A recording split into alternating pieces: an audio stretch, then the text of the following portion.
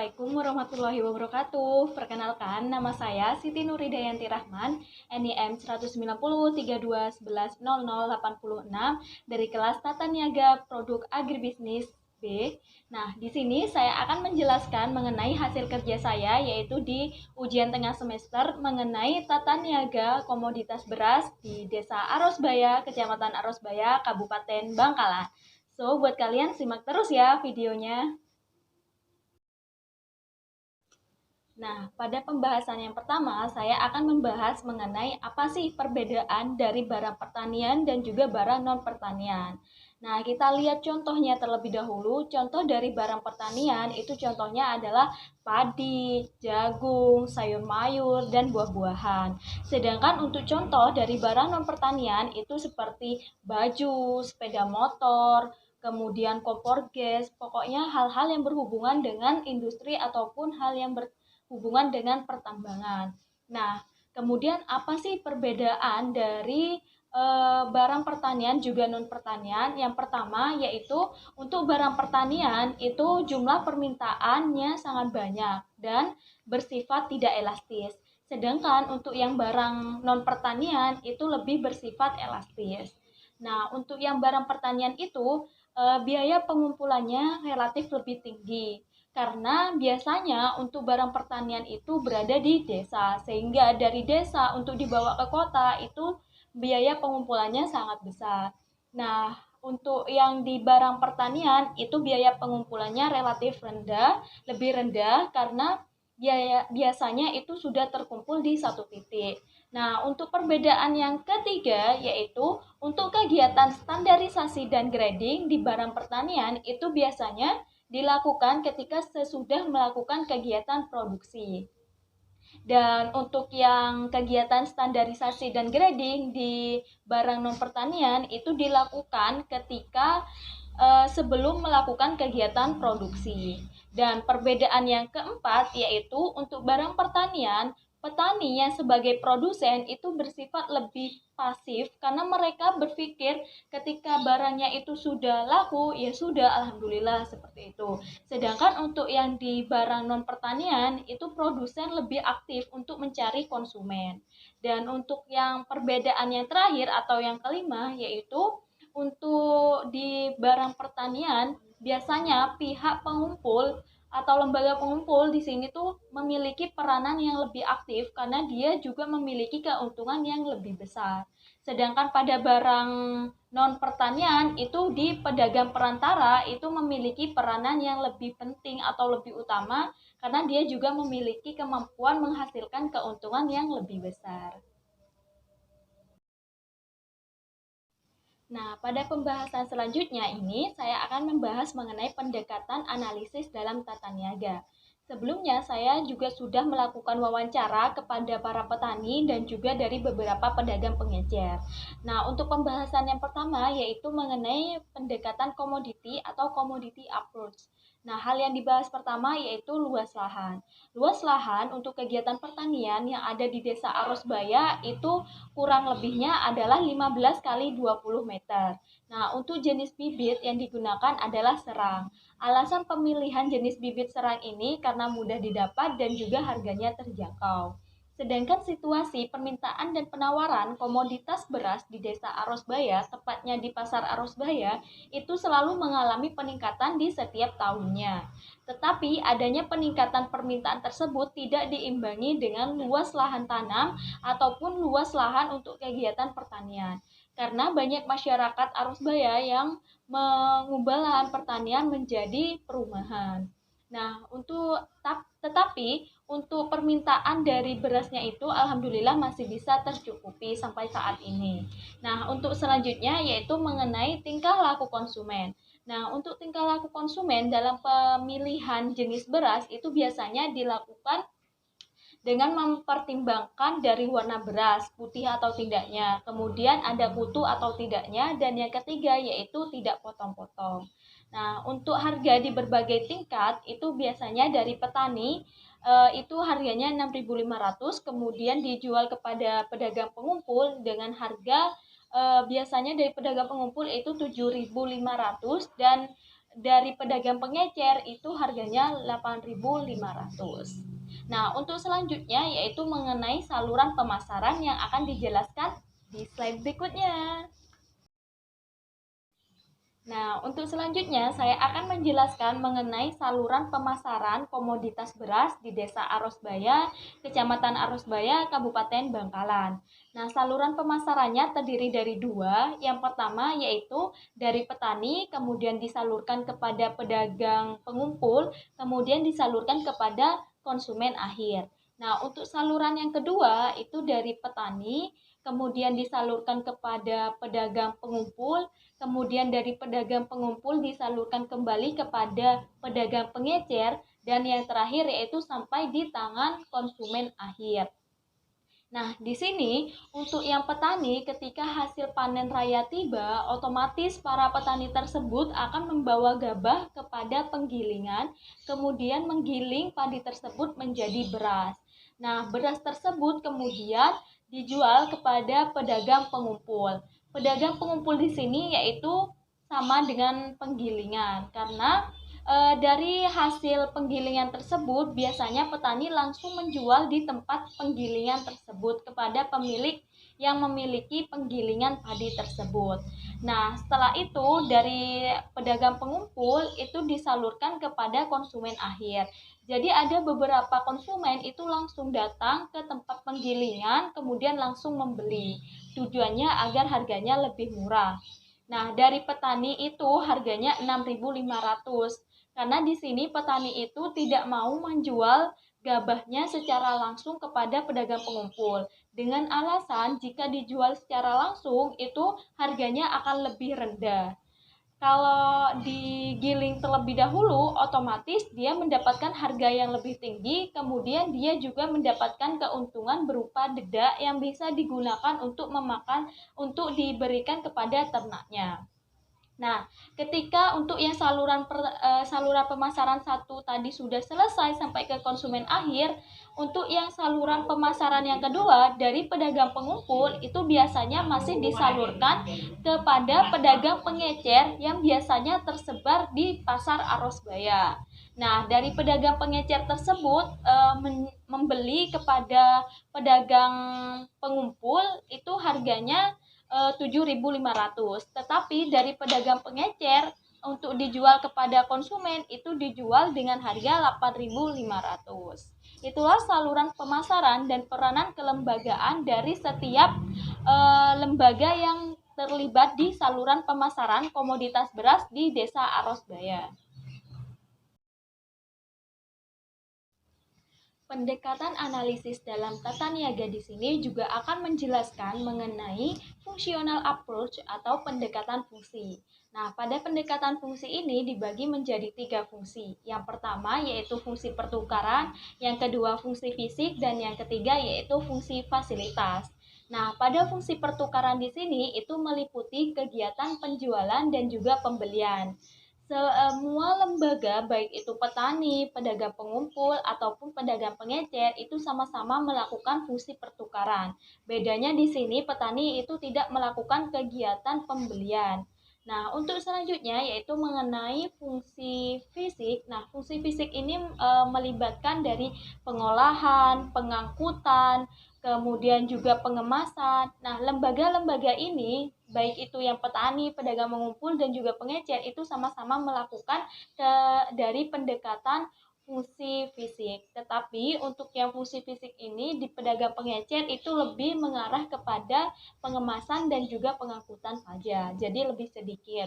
Nah, untuk yang fungsi yang terakhir yaitu mengenai fungsi fasilitas itu baik dari standarisasi, kemudian informasi pasar, dan juga hal permodalan.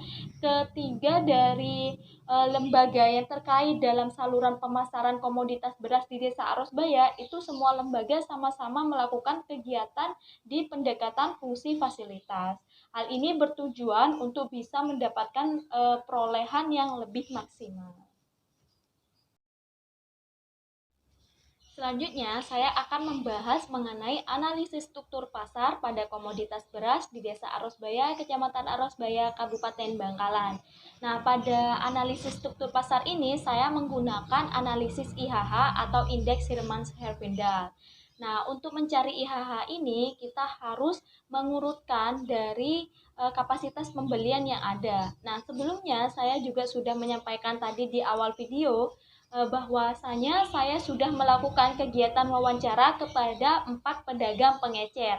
Yang pertama kepada Ibu Haja Badriah, yang kedua kepada Ibu Muna, yang ketiga kepada Ibu Saria, dan yang terakhir itu kepada Ibu Wasilah. Nah, untuk dari 4 pedagang pengecer ini, untuk kapasitas pembeliannya itu lebih kepada bagaimana dari pedagang tersebut mempersiapkan berapa kilo beras yang akan sekiranya bisa terjual kepada konsumen. Nah, untuk yang Ibu Haja Badriah itu mempersiapkan setiap harinya 40 kilo, untuk yang Ibu Muna itu mempersiapkan 30 kilo, dan untuk yang Ibu Sariah dan Wasilah ini mempersiapkan 25 kilo setiap harinya. Nah, ketika dari kapasitas pembelian ini sudah ada dari 40, 30, 25, dan 25 itu ditotalkan sehingga totalnya sebesar 120. Nah, untuk mencari IHH kita juga menggunakan nilai KR. Nah, nilai KR ini diperoleh dari ketika kapasitas pembelian itu dibagi dengan total dari kapasitas pembelian. Seperti 40 dibagi 120, 30 dibagi 120, 25 dibagi 120, sehingga nilai KR-nya dalam serai PPT itu sudah lengkap. Ketika sudah dihitung itu dari 0,33, 0,25 dan juga dari 0,208. Nah, dari hasil KR tersebut untuk mencari IHH rumusnya adalah KR1 kuadrat ditambah KR2 kuadrat ditambah KR3 kuadrat dan ditambah KR3 kuadrat sampai KR4 kuadrat. Nah, hasilnya yaitu sebesar 0,26. Dari hasil IHH tersebut menunjukkan bahwa 0,26 itu lebih besar daripada 0, mohon maaf, lebih besar daripada 0 dan juga lebih kecil dari angka 1.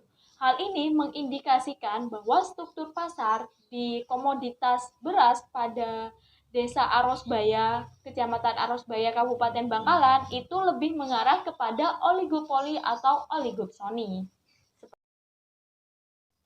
Karena tadi kita juga sudah membahas secara detail dan juga sudah jauh pembahasannya dari analisis struktur pasar, selanjutnya kita akan menjelaskan mengenai analisis perilaku pasar yang melibatkan dari lembaga pemasaran. Siapa saja sih yang terlibat dari lembaga pemasaran tersebut? Tentunya tadi ada petani, ada pedagang pengumpul, dan juga ada pedagang pengecer.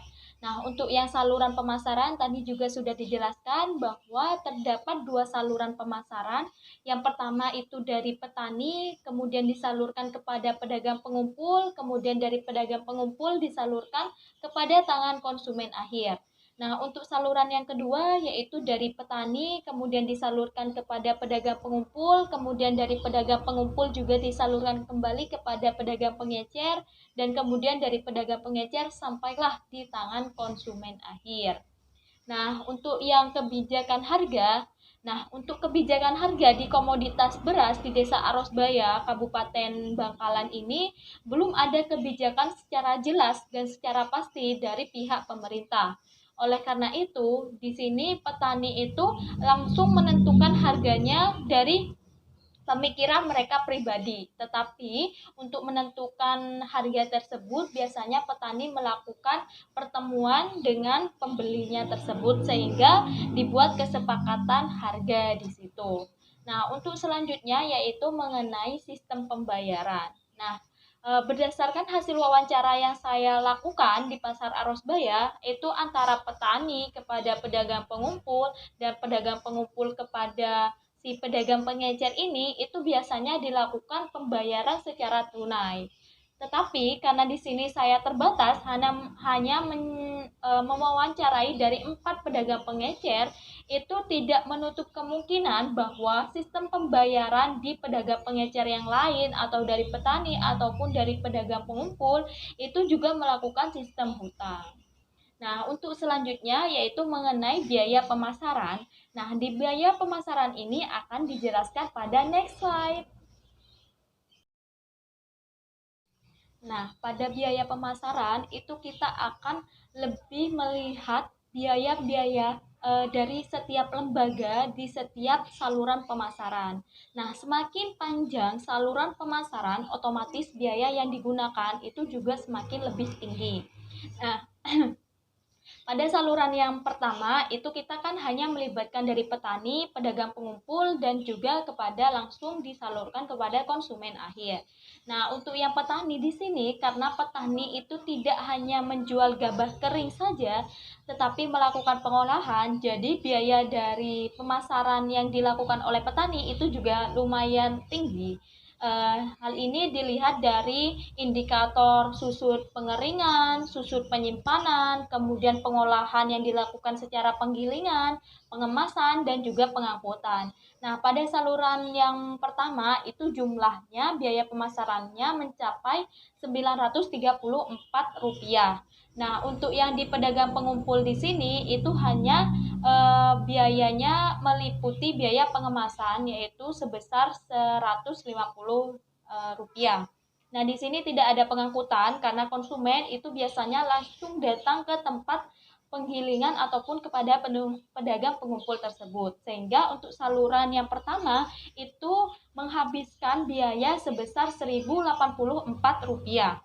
Sedangkan pada saluran pemasaran yang kedua yang dilakukan oleh petani itu sama, besarnya adalah Rp934, sedangkan pada pedagang pengumpul itu jauh lebih tinggi, itu mencapai 150 sama hasilnya itu Rp750, dan kepada yang pedagang pengecer ini itu sebesar Rp35, sehingga hasil totalnya mencapai 1.144.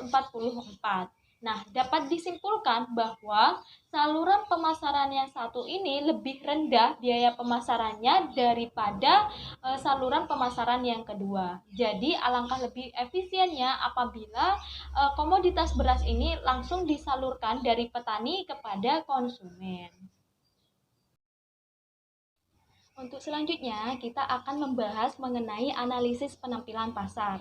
Nah, di analisis penampilan pasar ini, kita akan melakukan perhitungan mengenai margin di dua saluran, baik di saluran pertama dan juga saluran yang kedua. Nah, untuk yang saat ini, saya akan menjelaskan mengenai perhitungan margin pada saluran pemasaran satu. Nah, untuk di tabel itu juga sudah jelas harga dari petani itu menjual kepada pedagang pengumpul sebesar 6.500. Nah, di situ juga di bawahnya terdapat beberapa indikator baik itu dari biaya pemasaran, itu baik dari pengolahan, pengemasan itu juga dicantumkan di situ. Nah, untuk margin di sini itu diperoleh dari harga jual petani yang dijualkan kepada pedagang pengumpul, kemudian pedagang pengumpul dijualkan kepada konsumen itu berapa. Nah, di sini dari petani itu kan 6.500. Sedangkan dari pedagang pengumpul yang akan dijualkan kepada konsumen itu sebesar 7.500.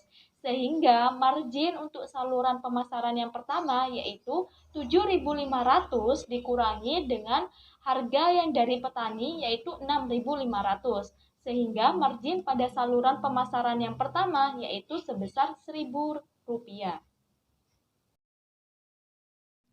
Sedangkan pada perhitungan margin pemasaran di saluran pemasaran yang kedua, itu kan kita tahu bahwa saluran pemasaran yang kedua itu lebih panjang. Dari petani itu harganya 6.500 dengan beberapa indikator seperti adanya pengolahan, pengemasan, pengangkutan. Nah, ketika dijual kepada pengumpul, nah di sini pedagang pengumpul kan mengambil laba. Tetapi dari pedagang pengumpul ketika dijual kepada si pedagang pengecer itu harganya 7.500. Nah, ketika dari pedagang pengecer itu dijual kepada konsumen dengan harga 8.500. Untuk margin pemasaran saluran yang kedua itu sama caranya untuk menentukannya, sama dengan yang di saluran pemasaran yang pertama. Jadi, harga rata-rata yang dijualkan kepada konsumen itu dikurangi dari pedagang pengumpul ke pedagang pengecer. Jadi 8.500 dikurangi 7.500 itu hasilnya Rp1.000. Sehingga untuk margin pemasaran pada saluran yang kedua itu sama, yaitu sebesar Rp1.000. Nah, untuk pembahasan yang terakhir ini yaitu melakukan perhitungan dari farmer share. Jadi untuk kita melakukan analisis dari penampilan pasar, kita juga membutuhkan nilai dari farmer share. Nah, farmer share ini rumusnya adalah SP sama dengan PF dibagi dengan PR dikalikan dengan 100%. Nah, untuk SP ini adalah farmer share-nya, untuk yang PF itu harga dari petani, untuk yang PR itu harga dari pengecer. Kemudian dikalikan dengan 100%. Oleh karena itu, SP sama dengan 6.500 harga dari petani dibagi dengan harga dari pengecer yaitu 8.500, kemudian dikalikan dengan 100%. Hasil dari SP ataupun farmer share ini menunjukkan yaitu sebesar 76%. Dari hasil perhitungan farmer share yang 76% dengan kriteria FS lebih dari atau sama dengan 40% itu dikatakan efisien. Oleh karena itu, penampilan pasar di komoditas beras di Desa Arosbaya, Kabupaten Bangkalan ini dapat dikatakan ataupun dapat dikategorikan efisien. Nah, dari pembahasan yang sebelum-sebelumnya, maka dapat disimpulkan baik dari analisis struktur, analisis perilaku, dan juga analisis penampilan pasar komoditas beras di Desa Arosbaya, Kecamatan Arosbaya, Kabupaten Bangkalan ini. Yang pertama, itu struktur pasarnya lebih mengarah kepada oligopoli ataupun oligopsoni dan memiliki dua saluran pemasaran yang terdiri dari petani kepada pedagang pengumpul, kemudian kepada konsumen akhir. Dan saluran yang kedua yaitu dari petani kepada pedagang pengumpul, kemudian kepada pedagang pengecer, dan yang terakhir yaitu kepada konsumen. Dan untuk penampilan pasar yang dilakukan menggunakan perhitungan dari farmer share, itu dapat dikatakan bahwa penampilan pasar komoditas beras di Desa Arosbaya itu kategorinya adalah efisien. Nah, cukup sekian pembahasan mengenai tata niaga komoditas beras di Desa Arosbaya. Semoga bermanfaat. Mohon maaf jika terdapat kesalahan, baik itu tutur kata ataupun hal-hal yang telah dilakukan oleh saya. Semoga bermanfaat. Saya akhiri. Wabillahi taufiq wal hidayah. Wassalamualaikum warahmatullahi wabarakatuh.